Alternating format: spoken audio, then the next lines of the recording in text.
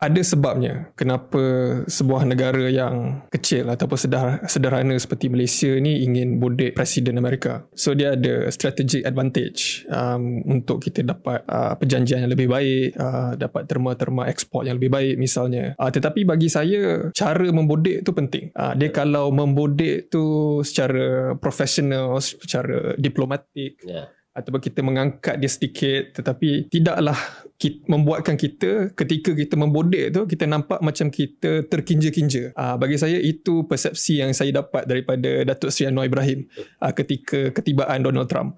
Kerana kita lihat kalau bila Donald Trump dah menari, dia pun ikut menari sekali. Itu pun sama. Aduh, spoil. Lepas tu bila memang dia suka menari. Betul. Depan Tuanku Sultan Brunei pun dia bukan menari-nari juga kan.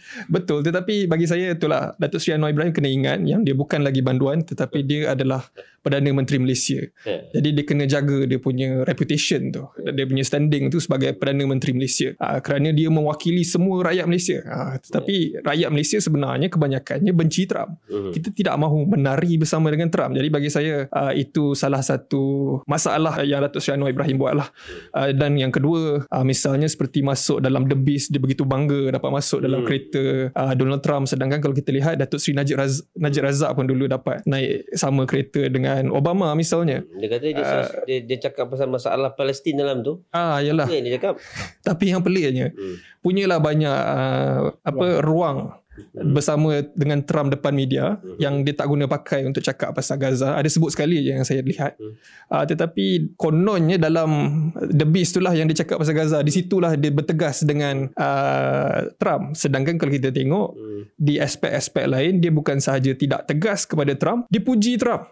Dia kata terima kasih Donald Trump kerana telah membantu kita mencapai global peace, termasuk di Gaza. Sedangkan seperti yang Dr. Afif telah sebut tadi dan juga semua rakyat Malaysia tahu, Amerika Syarikat lah yang supply, yang pengeluar, yang bagi semua bom-bom dan senjata-senjata kepada Israel tu. Israel tidak akan berani untuk bergerak solo tanpa backing daripada Amerika Syarikat dan juga Donald Trump. Dan Donald Trump ni ada 5 syarikat senjata yang untung, kontraktor military, kontraktor yang untung besar. Dan yang paling teruk sekali, bukan sahaja Donald Trump supply weapon-weapon tu, tetapi dia bangga supply pula kan.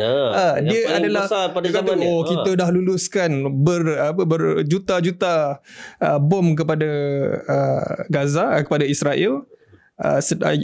Sebelum ini Biden tak buat. Sebelum ini Perdana Menteri Presiden Amerika sebelum ni tidak buat. Dialah yang luluskan. Jadi bagi saya perangai Anwar Ibrahim juga sikit-sikit. Lepas tu dia siap cakap, dia teruja dengan pen White House tu lah. Jadi bagi saya the whole thing lah, bagi saya Datuk Seri Anwar Ibrahim telah mencipta image bahawa Malaysia ni adalah negara jajahan Amerika.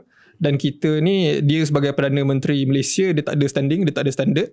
Dan dia basically kulilah orang bawahan kepada Trump. Kalau Trump menari, dia menari. Kalau Trump kata jump, dia tanya how high. Jadi itu bagi saya bukanlah satu standing yang baik untuk Perdana Menteri Malaysia. Dan kita lihat banyaklah reaksi rakyat Malaysia yang menentang.